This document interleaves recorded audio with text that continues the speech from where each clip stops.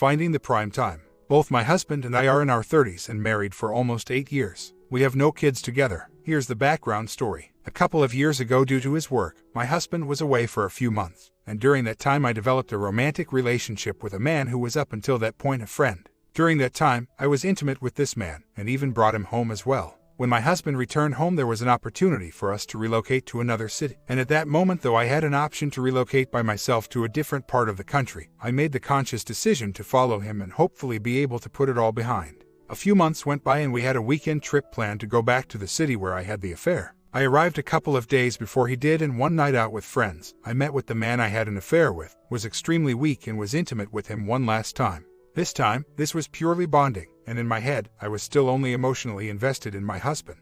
My husband had a strong suspicion about this and confronted me with the question. At that moment, I really wanted to spare him the pain and thought it would be best to deny everything. Again, and I know what most of you are thinking, I considered this last incident as a relapse, but knew who I wanted to be with and didn't want to lose my life partner. At this point, I stopped all contact with the other man and blocked his number on my cell phone. However, after a few months, he reached out to me via social media. We weren't connected on social media before this point, and told me he was diagnosed with cancer and was going through a rough time. At the beginning, I ignored his messages, but at one point, and I know I shouldn't have, felt terrible for his situation and started talking to him again, strictly as a friend, to try and help him through the situation. At present, we're looking at a timeline of almost 2 years since the beginning of the 4-month affair. Over a year since our last physical encounter, and maybe 6 months since I learned about his illness. A month ago, while preparing to move back to the city where it all started, my husband was already there and I was in the other city taking care of the move. One of my last days at work, my phone started blowing up. It was my husband, who, I don't know how, had read all the Facebook messages I had received from this other man and realized about the affair. The other man mentions understanding my choice to move on with my husband despite him wanting a life together with me. I've since moved back to the city where my husband is. Luckily, our rental apartment has 2 bedrooms, so we agreed to each take our own. He told me he doesn't think being able to move past this and is seriously considering divorce, but we also both agreed to first take care of our finances and be able to make this as amicable as possible. What truly devastates me is knowing I brought him so much pain during a stressful time in his life on the work front. I don't know what to do to help him. He has been avoiding me like a plague, which I understand, and have been trying to give him space. He has gone through great lengths to not see me at home. He goes out to dinner until late, so he makes sure I am already sleeping when he comes home, and over the weekends he just disappears for hours at a time. I am constantly worried about him and think something could happen to him, and I wouldn't know it because I am trying to give him the space he needs and not ask where he is. Every day I stop myself from texting him to see how he's doing, so the last couple of days I left him 2 letters on his nightstand to hopefully be able to open up the communication between us. I would like to at least be able to take some of that pain away from him, give him an output for his anger, rage, sadness, whatever it may be. It is unfair for him to be in this situation because I put him there, and I feel horrible that there is not much I can do right now to help in any way possible. Please, help me. I need to understand how to approach him. Though I hope that with time we may be able to push through and come out on the other side in our relationship. I respect his current course of action, and my ultimate goal right now is to make this at least a bit easier on him. What advice would you be able to provide me at this time? I would like to point out that though I see how it may look like I didn't even try to fight for him and sounds like I just decided to divide assets, that is not the case. I have been trying to let him know that I want to work to regain his trust and that I would love for him to allow me the chance to recover our relationship. However, I think that the ball is in his court and he has the right to call the shots. That is why I agreed to abide by his decision to try and sort out our finances. I don't want to fight him, I want to fight for him, but I am unsure of how to go about doing that without invading the space he clearly so many needs right now. I understand the divorce is the easiest route, however I truly believe we are better together, and understanding this is all my fault, I would love the opportunity to at least try and regain his trust. Like I said, I have let him decide what he wants to do and will not fight him on it. It was my mistake. I did not include the fact that I have stopped all communication with the other man the day this all blew up.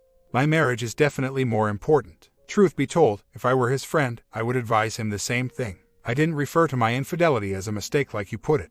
I don't use that word because I understand now that wasn't a mistake but rather a selfish decision I made. I care deeply for my husband and only want what's best for him, and that is why I am currently trying to do whatever will help him. Though it may not be what I want, it is what he wants, and I respect that. I understand I lost any right to provide my opinion regarding our relationship, and that only he has the keys to either resolution. I have never tried to shift the blame that is only mine and have taken everything personally. At the end of the day, I am the one that put us here and I deserve his reactions. My question to you, knowing what you've been through, is what can I possibly do at this moment to help him cope with this situation? Is there anything you wished your WS did or didn't do during this terrible time? I stopped all contact with OM the day my husband found out. I've answered all questions posed to me so far, but that has stopped the last week or so, and there currently is no communication besides the 2 letters I left for him to hopefully read. What I keep going back is your words regarding me not having nearly enough love for my husband to consider I tried to make this work. It is my hope he will allow me to work and fight hard to earn back his trust and love, but for the time being I am following his lead on the course of action. I honestly don't know. I couldn't provide an answer beyond my selfish needs. This is something that I've struggled to find an answer for, and it is devastating that I know my actions threw my husband away. It really hurts me to know I've caused him so much pain for something I don't know why I did. I'm not sure how else to demonstrate my remorse. For the time being I am trying to give him the space he needs and let him initiate the conversation when he is ready. I have had conversations with my husband where he gets graphic, and I accept that from him. At the end of the day I deserve he speaks to me that way. A complete stranger. No, I came here for advice and I will accept criticism. That is the reason why I'm here. But I will not engage with a stranger feeling they have the right to speak to me in that fashion when I have come here to make myself vulnerable to grow and learn from other people's perspectives. I have been thinking about individual counseling for quite some time. I didn't want to take the step of mentioning the IC for him or relationship counseling to my husband, as perhaps he would read that as me hinting that some of this is his fault. At the beginning of the affair, it was all new and shiny, and though I did have thoughts and feelings of guilt, I pushed them away. I think it may have helped that my husband was not there physically, so I was able to mentally remove him from this too. After a while, I came back down from fantasy land and realized that even if he didn't know I was hurting my husband, and the guilt took over. When my husband came back to town, the anxiety was terrible. I would spend the nights awake just looking at him and admiring him and thinking to myself, how could I? Unfortunately, my instinct, wrong, I know, was to protect him from the heartache, and I didn't come clean to him. I was selfish many times over. A lot of people have made the point of moving on and letting this go. I don't know if it was the way I was brought up, but I believe in fighting for what I think is right.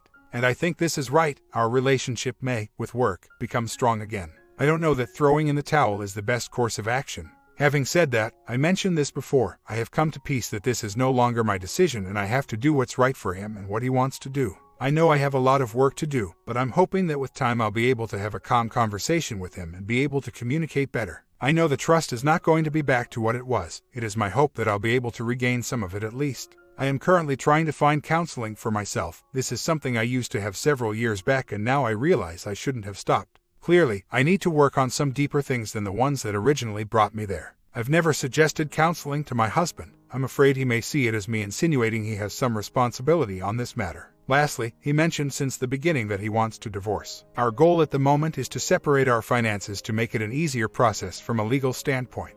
He hasn't mentioned much in the last days. He's been avoiding me for the most part. Today my hopes are down because of not being able to see him even. He has been avoiding me and I haven't gotten the opportunity to speak with him in person. I've left him a couple of letters, but I also am afraid of overstepping the boundaries he's putting in place. Trust me, there's nothing I'd love more than to cross them and resume the communication. Update: I was finally able to speak in person with my husband yesterday, after over a week of no contact. He is still very much decided on divorcing, which I respect. I was a freaking mess. He was his usual cool and collected self. He was kind to me and said that he wanted to make sure I was taking care of myself. I've been dealing with depression for a long time and have been avoiding professional help because I don't want to be given any meds. I expressed again how sorry I am for what I did and that if anything I wanted to at least be able to work hard to regain his trust. It is important that at least I can live up to him and be there for what he needs, also for him to be comfortable leaning on me if he ever needs anything. All he said is that he doesn't know what future may hold, but that he knows we will both be able to move forward and regain our lives, separately of course. He also reminded me we both felt like strangers sharing a bed and that though it hurts it had to be this way, we were heading in this direction regardless. I was expecting my husband to reach out outside our marriage and try and even the score. I'm not going into much detail, but our modern ways have allowed me to understand that he is constantly in contact with this woman and I don't know how to feel about it. On one hand, I know I created this situation, but on the other hand I want to rip her head out. I have her phone number. Please help me. Today I was finally able to confirm my suspicion. Not only is my husband seeing another woman, but they are also talking love and kids only a mere 3 weeks into this relationship. I know it is not my place to feel upset about this. After all, I created this situation, but I did reach out to this woman and asked if she knew he is married. I also sent a screenshot of the messages I found to him. I haven't received a response from either one. I know it is probably not the correct thing to do. I just couldn't help myself and went with it. Tomorrow I am going to try and find a different apartment to move to. Obviously, any chance of reconciliation I had hoped for has been confirmed to be impossible, and any efforts on my end, senseless. I have many conflicting emotions and don't know which way to turn. I don't know if she's married, to be honest. He says I have no right to inquire about his life. I'm staying at a hotel for a couple of days and already applied for an apartment that I'll go tour tomorrow. I'd rather be done with this and focus on myself than continue to drag this painful process for no reason. Clearly, he's moved on and is already in love and looking to have children. Well, he was up until this morning when he told me I had no right and that I ruined his life a second time by reaching out to this woman. He says I am dead to him and doesn't ever want to see or hear from me again. The last few days get really toxic, so I packed a small bag and checked into a hotel. I'm done with this hurtful back and forth, and I'm taking the advice given here and I'm making the move. As I continue to discover more and more. Apparently, he was also signed up to several dating apps, some for over a year now. I don't know if he knew this woman before now, but it sure seems rushed. I did get approved for the apartment and I can move in tomorrow. I'm looking forward to starting a new chapter and being able to focus on working on my flaws and make myself a healthier and happier person, so hopefully next time I won't blow it. I picked up the keys today and am very much looking forward to standing on my own 2 feet and figuring things out on my own. As far as my husband goes, I hope he is happy. I do have to wonder, between the dating apps and the loving, kid-wanting 3-week relationship, how much more there is that I don't know. At this point I just don't care truly. All I want is to move on and work on myself to get better and make sure I won't make the same mistakes. I know you guys don't like that word. I'm seeing him tomorrow evening, as I asked to start talking about our belongings and financial standing so we can figure out what to do to split everything evenly and fairly. I know I created this situation, but at the same time I can't just be left with nothing when I work just as hard for everything we have, as little as it may be. I've learned to listen to my inner voice and realize that if something starts to feel odd, then I need to do some introspection rather than shaking it off and ignoring it. I don't believe my learning is done here, but I think for now my takeaway is to pay more attention to my moral compass than to act without thinking. After all, that is what differentiates us from animals. I'm trying to stay positive through this whole thing. I'm all by myself and I can't allow for the negative emotions to take over. I know I should allow for a grieving period, but I can't afford to lose focus on getting my life back on track. I'm sure there's much more still to come, but that is why I need to focus on putting myself in a position where I won't have to worry both about my personal and financial issues. There are some things I need to ensure are running without my full attention when the roller coaster decides to make a turn. So yeah, last night I woke up in the middle of the night crying. Awesome. When I was driving home last night, I thought the car behind me was my husband and his GF, so I'm sure that triggered my bad dream. It was me seeing them together and I kept trying to hurt her, but he would always jump in on her behalf. And then I woke up. That really threw me off balance and I'm trying to get through the day. Since D-Day I have blocked him on all accounts that I had contact on. I've also changed my phone number, for other reasons, so he can't get it either. I was finally able to speak with my husband today regarding the separation of our few assets. It was a rather amicable conversation and we were able to come to an agreement. I will be setting up the move of the furniture I will be taking, and then we'll try and sort out the divorce as soon as possible. My husband feels like he is right in his actions, getting this new girlfriend. Then why would he lie to me about going on a work trip for the weekend when he's attending a graduation ceremony for this woman's sister? The only reason I know this is because I still get alerts for the credit card use and I see he bought flowers, besides the hotel room he paid for in that city. I don't get it, why lie? I thought so, but it is a huge difference from his previous statements of saying how I put myself in this situation and he doesn't need to hide anything because we're not married anymore, just on paper. He's been delighted to show how much of a moral high ground he has over me, and this doesn't seem to fit the bill. I don't know. I am moving my furniture today, so hopefully that will help restarting my life. My comment: I am sorry for the destruction of your marriage. I can't see that you should have expected any other result. If my wife screwed another guy for months, met him again and let him sleep with her again and then became Facebook friends with the idiot, which is still continuing the affair, and I found out, I would have wrought destruction on her and the idiot to the extent of my ability. Count yourself lucky. You also need to learn and grow to become a better person, because it doesn't seem you realize just how thoroughly you betrayed your husband in the destruction of your marriage. If you are to have a healthy life and a healthy relationship in the future, you need to obtain some serious counseling help. Story 2. About a month ago my wife and I had a big fight. I woke up, find her gone with our 3-year-old daughter. She decided that the past 6 months have been garbage. She said she would try hard to work on us when I found a therapist for both myself and joint session. Our first joint session was last Friday. My wife opened by telling me that things were over, full stop. She yelled at me like never before, said that I have been emotionally abusive for the past year. From what she said in therapy, it seems to be because when we fight, I don't react in just the exact way she wants. She's focused on some bad things, exaggerated others, and flat out fabricated some. She's forgotten about good things. When she left, I thought that we would be together again. This was a hurdle for us. We've faced tough times before, which is why the finality of this is yet another kick in the teeth. I learned she has been telling her friends terrible things about me. During therapy, she said I was a bad guy. She apparently told the therapist, after I left, that she got out of line with her yelling at me. But she's yet to apologize to me, and I don't think I should divulge that she told me. I don't know what went wrong with my marriage, and I cannot fix it. I'm stuck in an apartment that I don't know if I can afford. For 10 months. My car is ancient and may die at any time. We were hoping that it would make it to spring. I don't make much and don't have much in savings. I have tried to end everything a couple times. I no longer will.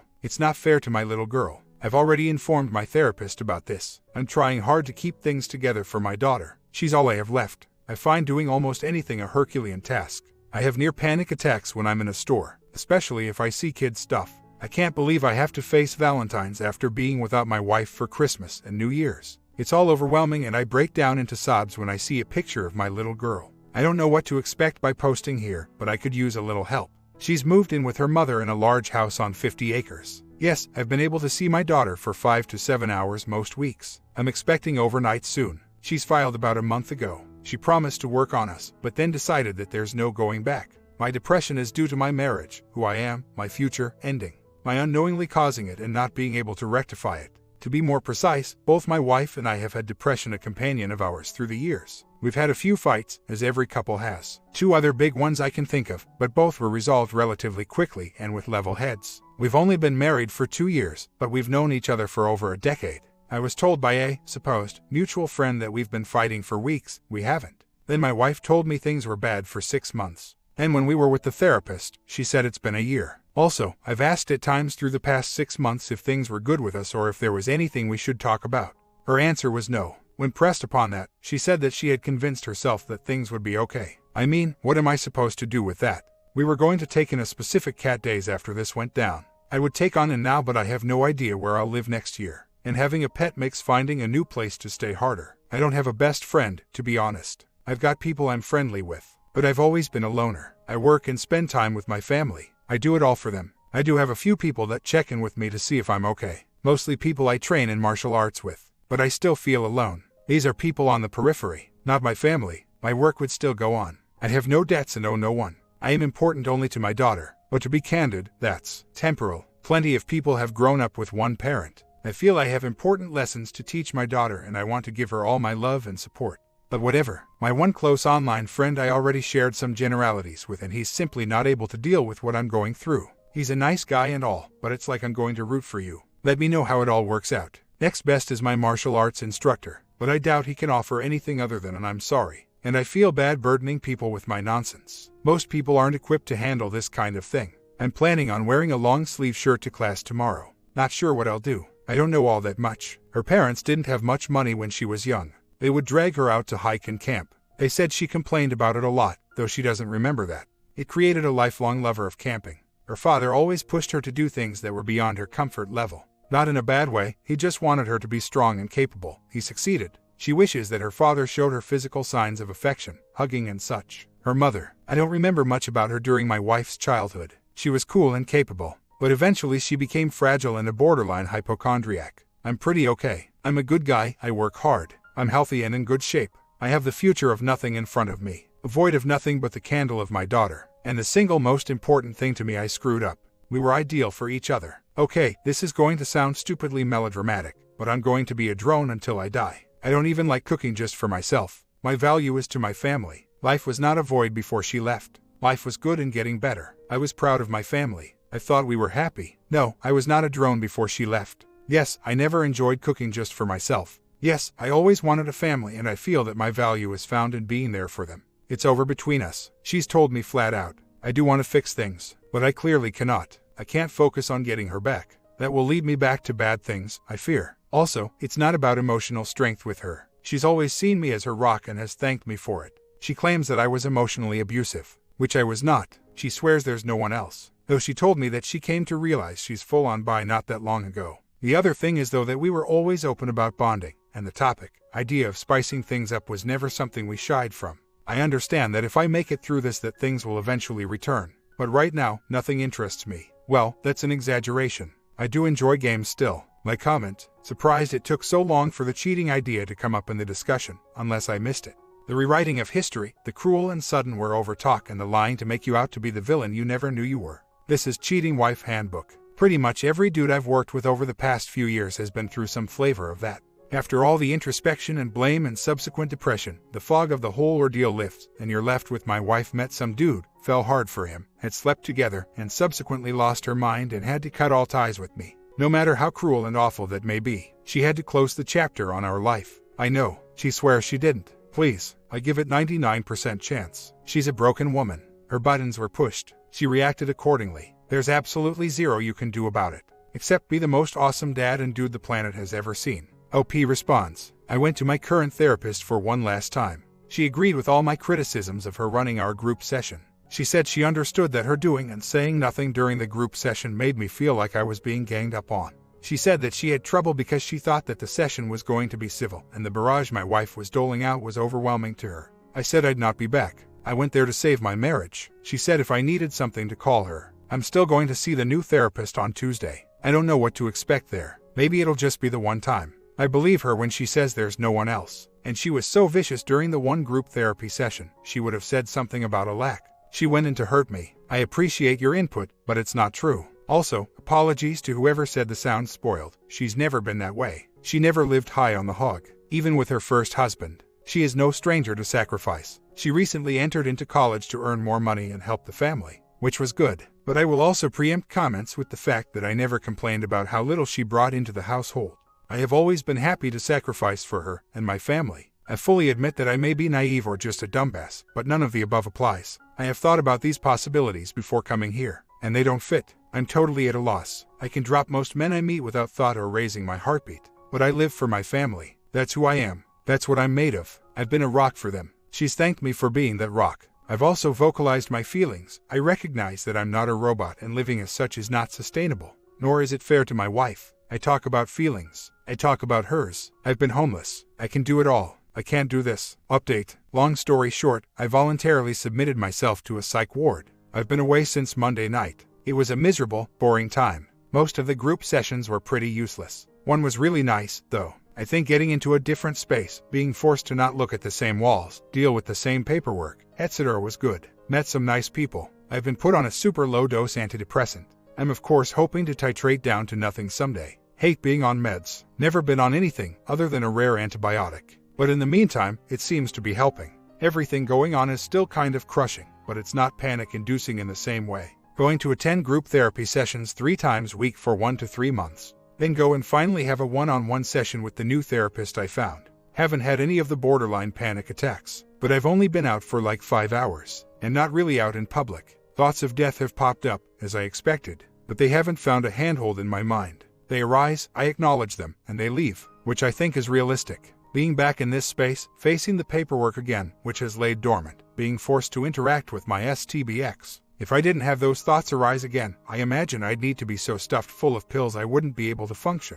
Of course, things couldn't have gone all well. The social worker was supposed to contact the courthouse that I was supposed to have an appearance in this morning. She told me it was all set and the appearance was going to be postponed. It went on anyhow. I have tried to contact the lawyer I've been working with, hoping to hear back from him soon. I don't see how that's right. I'm no longer in denial about the divorce. I gave one last-ditch attempt to save things before I left and it failed. I've been willing to work with her and forgive, work on how she's behaved and treated me. My kindness, once accepted to varying degrees, has been only repaid with contempt lately. And now that I'm back from the hospital, there's been not one hint of a question as to my well-being. I'm done. I should have come to this realization before, but I'm stubborn and I fight for those I love. I saw her as struggling with something, and I wasn't going to give up on her. But she gave up on us and I can't do anything at this point. Going to hurt like hell, but I think I can press on. The downtime was needed more than I knew. It sounds stupid, but when I was there, I felt good that there was anyone willing to help me. I have had no one, really. I even told a few people in my life what I did, but they're not equipped to handle that kind of thing.